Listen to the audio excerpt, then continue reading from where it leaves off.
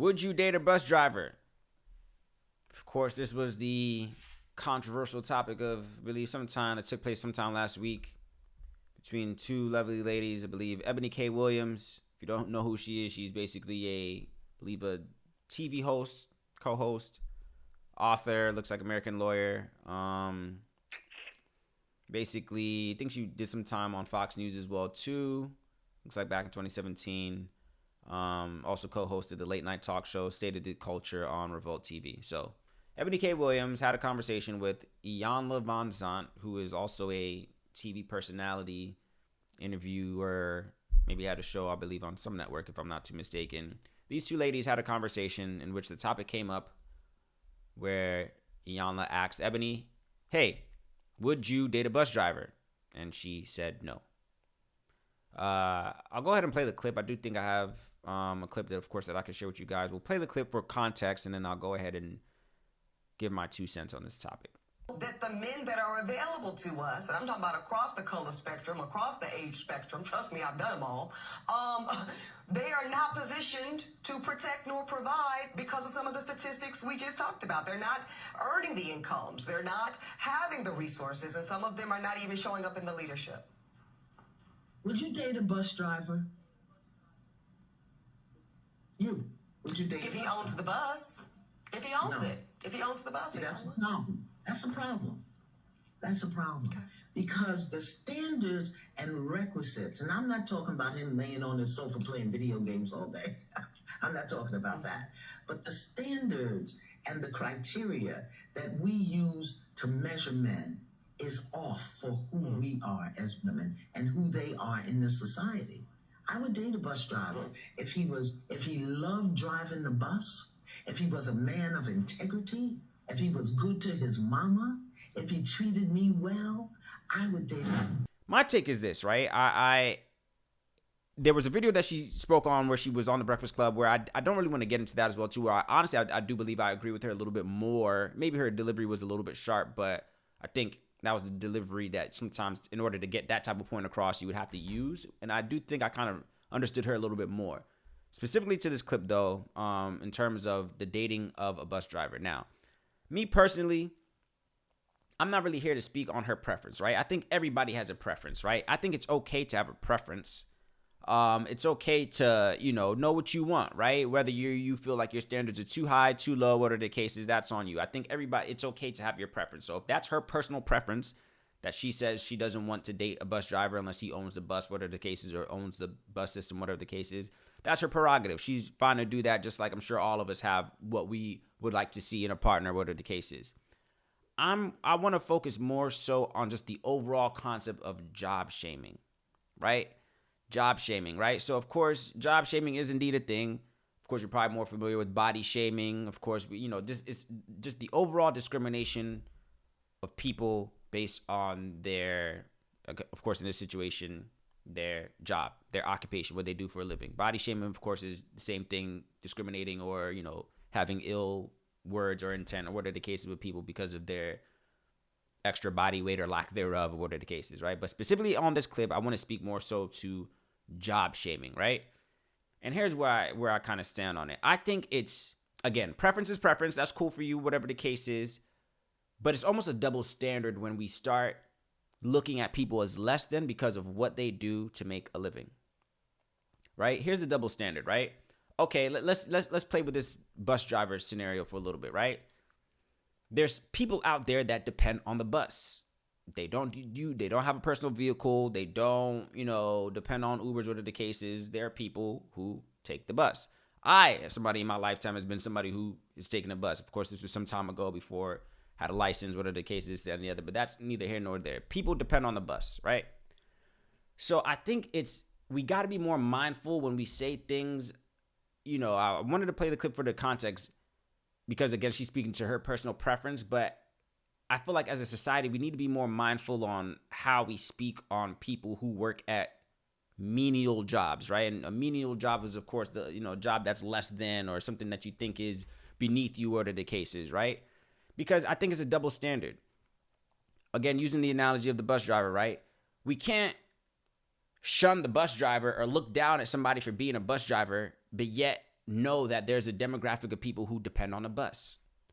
We can't shun the grocery store clerk, but still walk into a grocery store and expect to see stocked shelves, right? We can't shun the guy who's a plumber. Oh, what do you do? You're a plumber, but pick up the phone and call the plumber when there's a leaky faucet or a leaky sink or whatever the case is.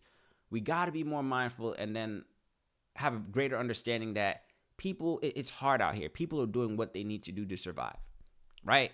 And I also think on top of that, what is it to you? What is it to you what another person does to make their income? It's not your income.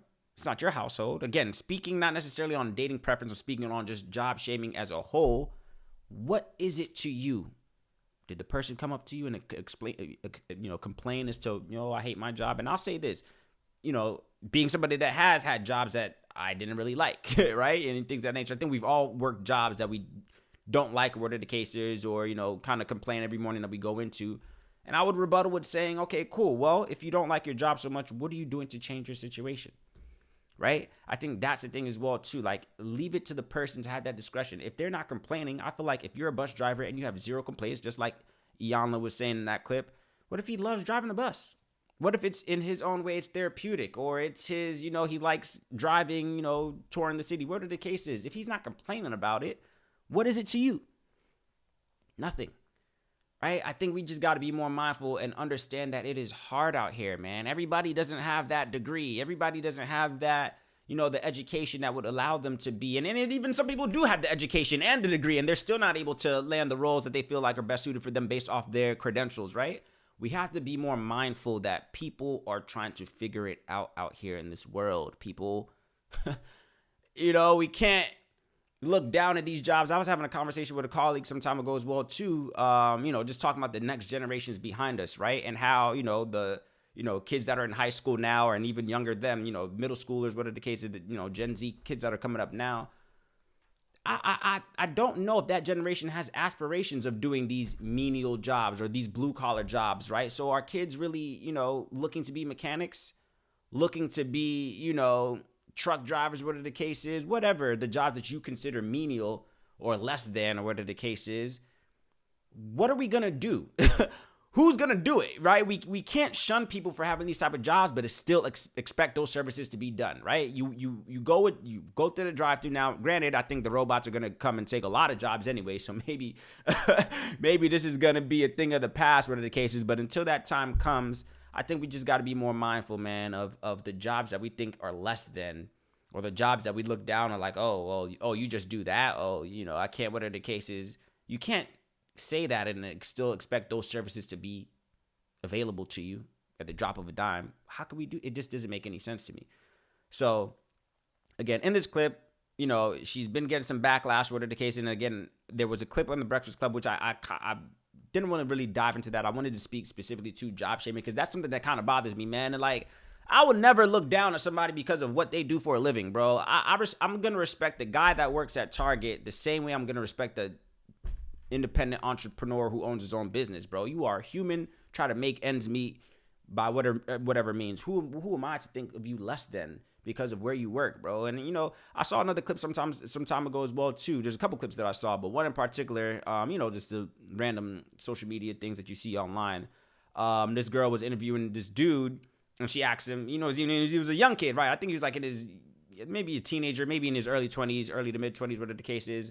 And she asked him a question, where do you work? Or, what do you do? He said he works at Modell's. Modell's is, I guess, is a retail store, shoe store, whatever, retail clothing store, whatever the case is. And another dude laughs him out, oh, this, that, and the other, ooh, laughing. And even the girl, the co-host who even asked him the question, she was like, yo, what's wrong with that? My man has a job. Like, I think it's enough to have a job. Like, are you employed? Are you able to provide the basic necessities of life for yourself? I think that's important. What people do, will shun the guy that works at Modell's, but when he turns and goes to the streets and starts doing things illegally, scamming, selling drugs, whatever the case is, then, oh, it's a problem. Oh, he should have just got a job.